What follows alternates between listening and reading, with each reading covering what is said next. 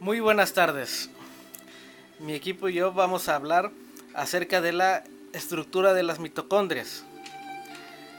En el medio natural existen básicamente dos tipos de células, las procariotas y las eucariotas. Estas últimas utilizan oxígeno mediante la extracción de energía por medio de unos organulos especializados que se conocen como las mitocondrias. Estos organulos básicamente se encargan del suministro de la energía necesaria para la realización de funciones vitales para la célula, entre ellas la respiración celular. También la mitocondria sintetiza ATP a expensas de compuestos tales como la glucosa, los ácidos grasos y los aminoácidos. Las mitocondrias contienen en su interior más de 1000 proteínas diferentes. Y para lograr la función de sintetizar el ATP, las mismas mitocondrias se asocian con gotas oleosas que contienen los ácidos grasos. De ahí es donde ellas obtienen básicamente el material necesario para realizar la función de oxidación. Esto es que la molécula pierda electrones a favor de otra. Las mitocondrias tienen una estructura, una forma algo difícil de describir. ¿Por qué? Porque generalmente sufren cambios en su conformacionales de manera constante, al ser muy plásticas. Se pueden dividir en dos y fusionarse en una sola.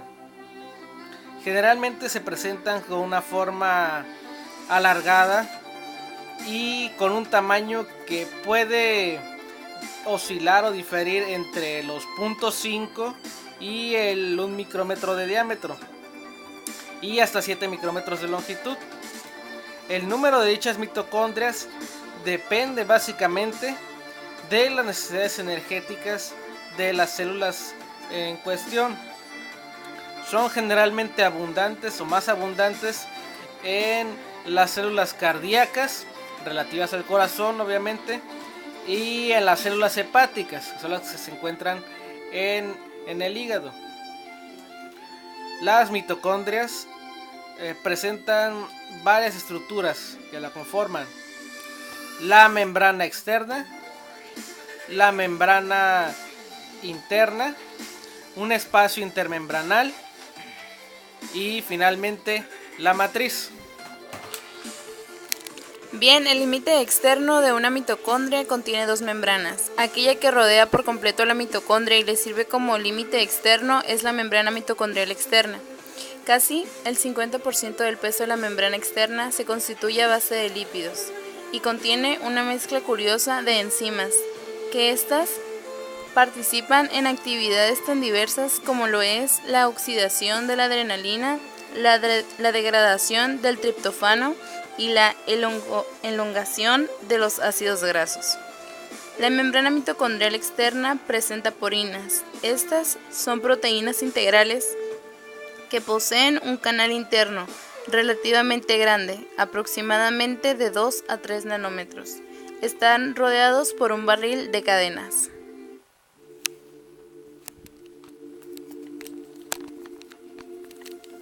Ok, el espacio intermembrana contiene varias enzimas que utilizan el ATP que sale de la matriz y fosforilan a otros nucleótidos. El espacio intermembrana es químicamente equivalente al citosol de las moléculas pequeñas que contienen.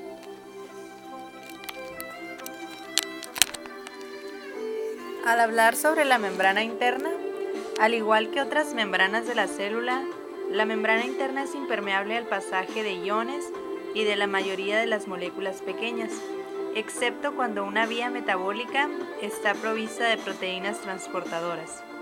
Es por esto que la matriz mitocondrial, como veremos más adelante, solo contiene las moléculas que pueden ser transportadas selectivamente a través de esta membrana. Esta membrana es también el sitio donde se produce el transporte de electrones, el bombeo de protones y en ella se encuentra la enzima ATP sintasa. Por eso la razón de su importancia. La mayoría de las proteínas localizadas en la membrana interna son componentes de las cadenas de transporte de electrones, necesarias para la fosforilación oxidativa. Esta tiene una composición lipídica característica y también da cabida a una variedad extensa de proteínas de transporte que permiten el paso selectivo de moléculas pequeñas, como el piruvato y los ácidos grasos, hacia el interior de la matriz. Suele presentar numerosos pliegues denominados crestas, que se proyectan en dirección de la matriz y aumentan en gran medida la superficie donde puede llevarse a cabo la síntesis de ATP. En una célula viva, por ejemplo, las membranas mitocondriales internas constituyen aproximadamente la tercera parte del total de membranas de la célula.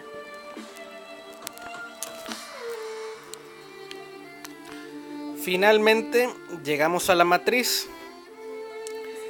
La matriz contiene básicamente menos células que el citosol.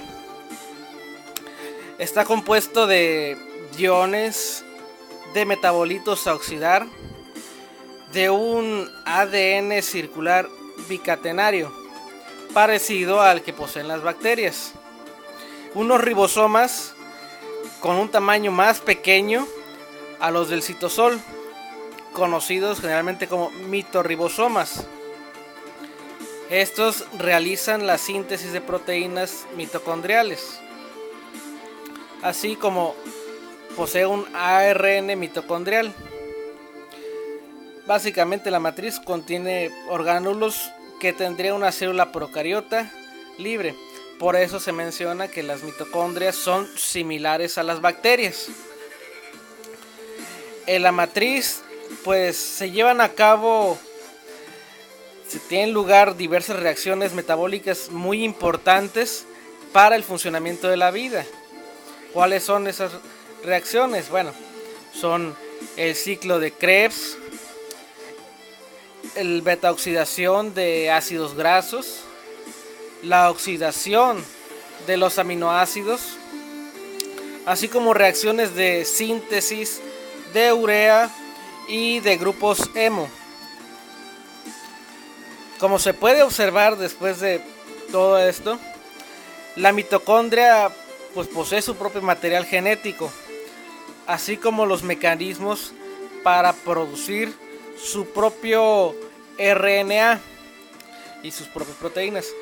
Este DNA no cromosómico es importante.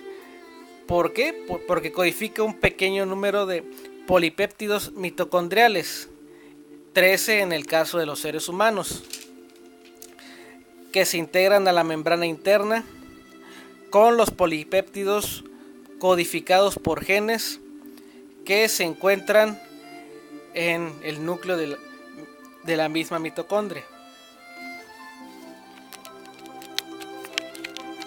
Como pudimos ver, las mitocondrias se encuentran prácticamente en todas las células eucariontes y en estos orgánulos se produce la mayor parte del ATP.